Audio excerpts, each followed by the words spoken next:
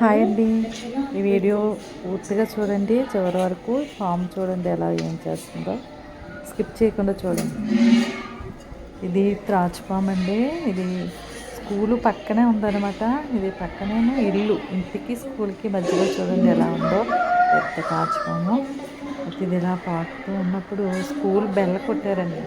బెల్ల కొట్టినప్పటికీ అది ఇంకా ఏదో వచ్చేస్తుంది అనుకుని దాని రక్షణ కోసం తిరుగుతుంది అనమాట. అది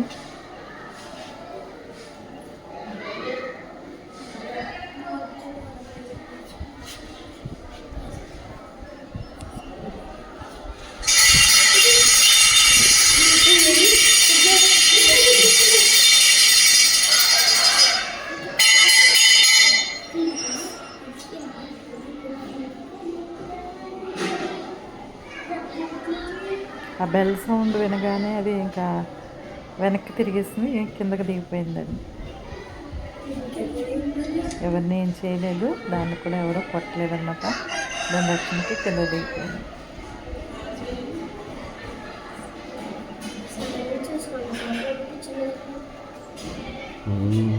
ఓకే అండి, బాయ్.